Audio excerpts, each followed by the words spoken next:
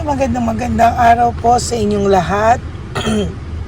For our first reading of the day today, Tuesday, ano po kaya ang makikita natin sa reading of the day? Ayan. Ano po ang makikita natin sa reading of the day? Ayan, balasahin muna po natin ang ating baraha, no, para makita natin na talagang ito ay nabalasang mabuti.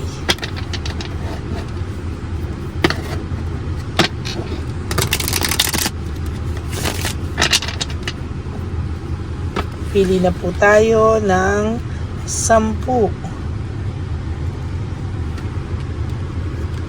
1, 2, 3, 4, 5, 6, 7, 8, 9, and 10.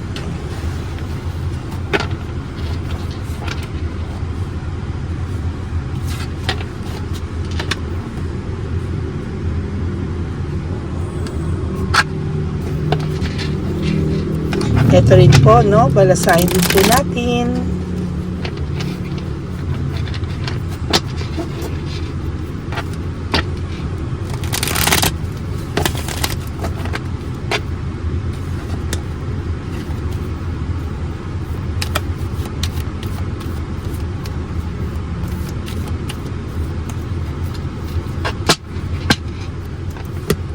Kamusta po? Napanood niyo na po ba ang ating first, second, and third reading of the day kahapon? I hope na napanood nyo na po bago po kayo tumawid dito or mag-skip papunta dito sa ating reading of the day today. Ayan.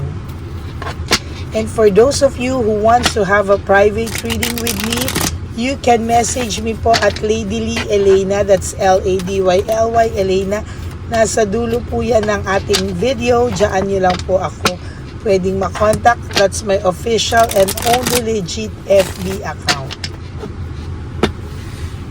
Yan. Okay. 1, 2, 3, 4, 5, 6, 7, 8, 9, and 10.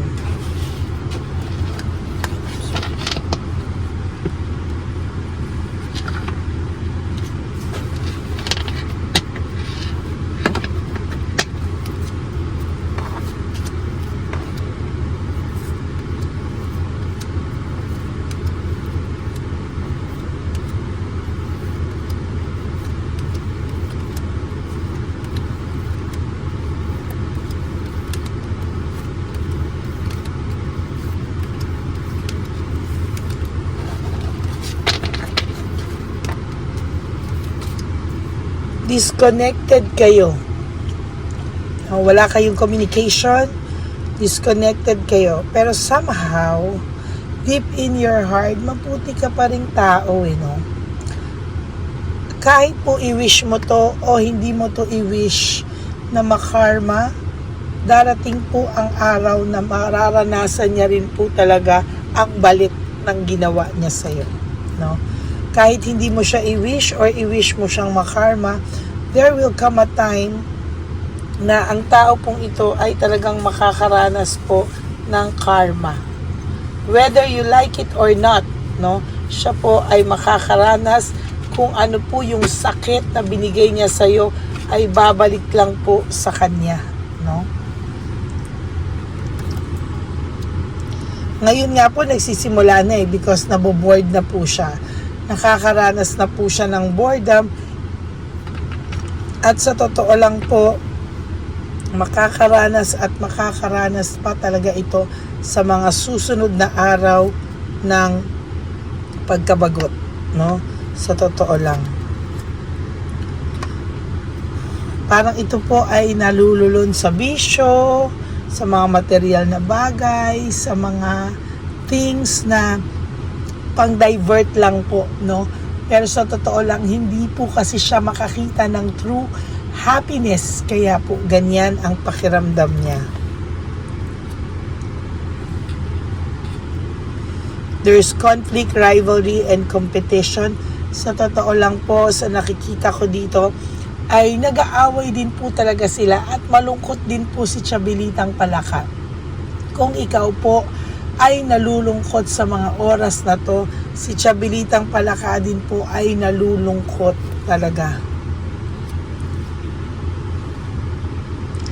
There is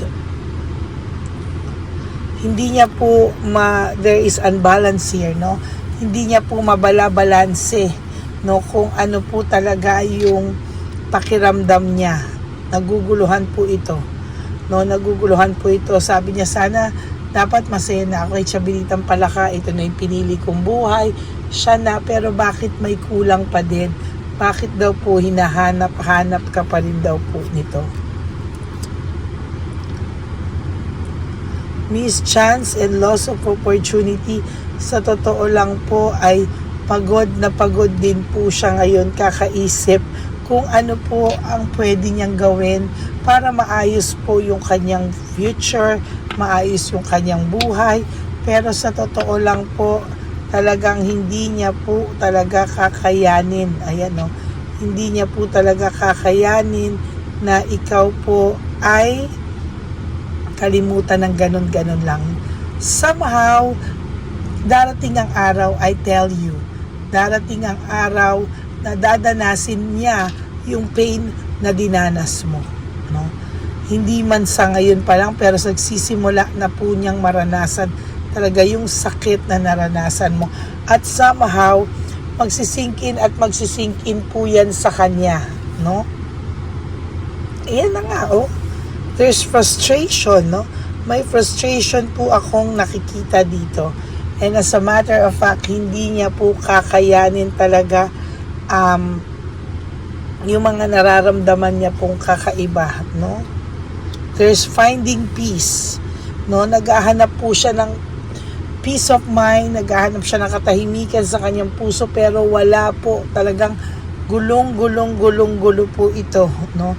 Talagang hindi niya po akalain, nagugulo lalo yung buhay niya kesa maging maayos, no? Sa totoo lang, lalo pong gumulo ang buhay nito. There's impulsiveness, no? May pagka-impulsive po akong nakikita dito. Sa totoo lang, ang nakikita ko po dito ay hindi po siya naging maayos, no? Hindi po siya naging maayos, and so far, pinagsisisihan niya po yung mga desisyong hindi niya pinag-isipan o yung mga desisyon na talagang sana hindi niya ginawa, sana pinag-isipan niya muna, sana ay totally, no, inisip niya daw muna talaga. There's lack of initiative. Sa totoo lang po, meron ako ditong nakikita na gustuhin man niyang umaksyon, hindi niya po talaga magawa, no? Talagang para po siyang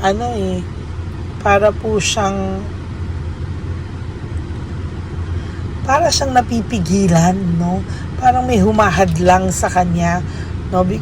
Talagang yung ego nito, yung pride nito, and somehow yung fear. Sa nakikita ko, mas yung takot po talaga, no? Nagkaroon kasi talaga ng manipulation, no? Yung kahinaan mo po ay minanipula, no? Napaikot-ikot, akala niya po hindi niya na ikaw kakailanganin sa mga susunod na araw, hindi niya na kailangan, pero ayan oh. Ayan ang nararamdaman niya. Frustration, fatigue, and exhausted siya po sa mga oras na to. Talagang sabi ko sa'yo, nagsasaya-sayahan lang ito, or talagang gumagawa lang to ng mga bagay-bagay na, alam mo yon, gumagawa lang siya ng mga bagay-bagay na iisipin niya na, ay, ito na lang muna yung gagawin ko para makalimot, para ma-divert ko. Pero alam mo po, kahit gawin niya po yun, naiisip ka pa rin po ng taong ito. Stress, burnout, and restlessness, no? Yan ang mga nararamdaman niya sa oras na ito. Stress, burnout, and restlessness. Talagang kahit na ano po ang gawin mo sa oras na ito para mapasaya itong taong to, I assure you, hindi po siya sasaya talaga. Kasi nai-stress po siya sa sitwasyon niya. Dahil, ayan, no? Meron siyang nasasaktan na rin siya. Nagsisink in na sa kanya unti-unti. Loss, separation. Alam mo, for some of you, nakakahiwalay lang. May mga dinidate na po ito para po makalimot sa'yo. Nagda-divert siya para dun sa mga wala pang kakahiwalay lang, na may iba na hindi po sila nakukontento sa isa. Meron pa yung mga on the sides, or meron pa yung mga reserve, no? Why? Because yung mga reserve po nila, ayan, dahil ayaw po nilang makaramdam ng longingness sa'yo. Greedy and possessive, yan ang kanila kasing naramdaman bago sila makipaghiwalay sa'yo, no? Kaya nagkagulo-gulo talaga lahat dahil sa kanyang pakiramdam. Now he has resentment and desire to reconcile with you. May desire, okay? May resentment, may desire, pero walang action, no? Hanggang pagdi-desire na lang. Why? Wala siyang lakas ng loob talaga, and ayaw niya rin pong magbaba ng pride, no? Parang ang gusto niya, habulin mo siya, and then baka papatawarin ka niya, ganun, parang ganun, narcissist to. Parang ikaw pa rin yung bababa, no? Yan, no? There's talaga, on a Tuesday, magkatabi, resentment, forgiveness, and desire to reconcile. How can you forgive such person na hindi naman humihingi ng kapatawaran, no? As a matter of fact, hindi talaga ito humihingi ng kapatawaran. Mixed emotions, mabigat po ang emotion niya ngayon. Sobrang nabibigatan po siya, mixed emotion, gulong-gulo ito. Sabi ko nga sa reading ko kagabi, sala sa init, sala sa lamig to. Minsan masaya, minsan naman ay talagang makikita mo na visit to, no? Visit ito. Searching for purpose. Naghahanap na lang po ito ng purpose sa buhay, no? Kung paano at ano ang mga plano niyang gawin or ano ginagawa niya, panay na lang siya pagpaplano sa buhay. Pero I assure you po na hanggang ganun lang po ang nagagawa niya. Wala po siyang nai-implement sa mga plano niya sa buhay. Yan, And finally, ayan, there's, gusto niya pa rin siya may control, greediness, gusto niya ma-dominate ka pa din para ikaw yung humingi ng tawad sa kanya, ikaw yung humabol sa kanya, at sabihin mo, hindi mo na siya mahal. Yan, no? So that's it for your first reading for today, Tuesday. Yan, no? Tuesday, no?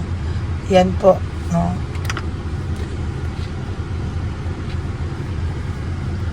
Sana po ay naka-resonate kayo, because sabi ko nga, ito na yung inaantay ng iba, kahit na hindi kayo mag-wish ng masama sa kanya, kahit na, alam mo yon, maging masaya ka lang, maging masaya na lang sila, ayaw mo na mag-wish ng kung ano man, kahit hindi mo siya i-wish na makarma, darating po talaga sa kanya yung oras na ipaparamdam ng Divine Universe kung ano yung naramdaman mong sakit, no?